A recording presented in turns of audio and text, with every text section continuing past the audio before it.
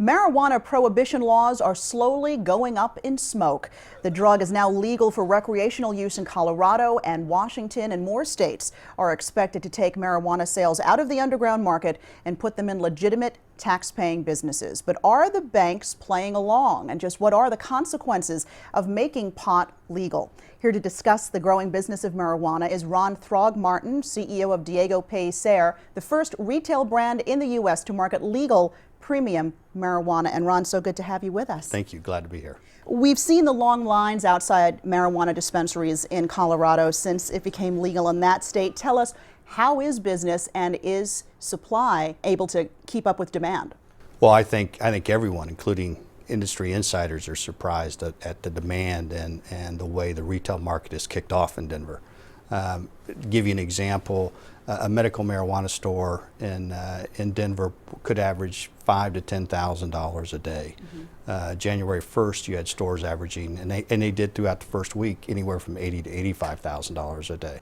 And how is supply at the moment? Well, it's going to be tight. At the moment, it's fine, but the problem, as you asked the question directly with Colorado, is in Colorado you had to specifically designate day one how much of your existing medical inventory was going to be switched to recreational. So two things happened. It limited how much you were putting in the retail side, and you were taking away from the medical side. So when sales on both increased, that's going to put a shortage. And what might that do to the price? It's already saw an increase. You know, what you might see in a normal day in Colorado would be somewhere around $25 an eighth of an ounce, and now you're seeing it at $85, $90. Selling for a premium for sure. And that's due to supply, and that'll equal itself out. Okay. What are the hurdles, though, that your company and this industry in general are facing when it comes to the banks? This is not a federal law, at least not yet, so there really aren't federal regulations. There's concern about money laundering. So how difficult is it for businesses like yours to find financing and to really play with the banks? Well, it's probably the biggest challenge that the industry faces right now is the financial side. Whenever you can't operate a business through a bank, it forces you to operate on a cash basis, and that creates opportunities for theft, for crime. And as those things work themselves out, this industry will be fine. But right now, when you have a store doing $100,000 a day, let's say, in cash, $700,000 a week, where are people going to take that money? You take Denver Colorado last year did, I think it was $1.5 billion in sales, and they're expected to double that in 2013, which I would assume that Washington will do the same. Imagine $3 billion of cash business that can't operate in banks. Some operators do have banks, but to do it, you have to basically lie to the bank, and they operate as long as they can until they get caught, and then they're usually closed down. Or is it don't ask, don't tell policy for some of the banks? Well, actually, you definitely don't tell. The banks look for it, though, and the biggest trigger, unfortunately, for the industry is the cash. When the banks, the smaller operations, the medical operations that were maybe $3,000 or $5,000 a day, some of them could fly underneath the radar, but now with the increased sales, which is a good thing, they're no longer can fly underneath the radar. Well, let's talk about state taxes. Do these folks now have to pay those taxes in cash because banks aren't playing with them? Absolutely, and you'll see the same in Washington, a little bit higher taxes, but in Denver, it's sales tax plus 25% excise tax on the marijuana. So it's quite a bit of tax being paid. What about the larger states like New York, California?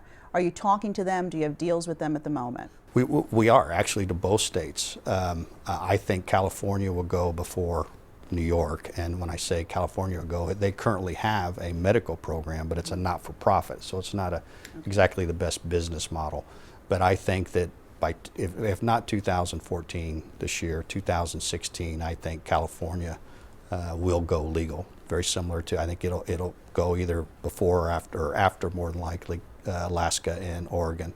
And I think once a state the size of California goes, I think the rest of the country follows. And finally, how big of a market are we looking at here over the next few years? What's the potential in this industry? Well, it depends who you ask. There's people that believe it's a $10 to $20 billion market. There's people that believe that it's a $100 billion market right now.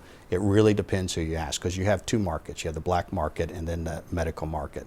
And to try to regulate or try to guess what the retail market will be is too premature. But if you take the numbers of Colorado at doing, I'm guessing they're going to do around 600 million.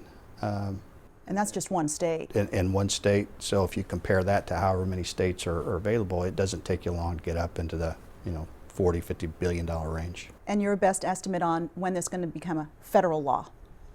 I would say 2 to 4 years.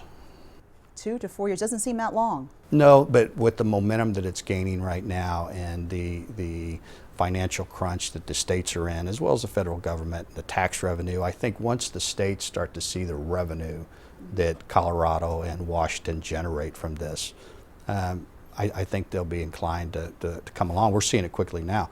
Not to mention, they're taking that product and that profit out of the black market. So why not allow a product like this to be taxed like any other product, just like alcohol? Okay. Well, we'll have to check back in with you if and when that happens. Thank you so much for your time today. My pleasure.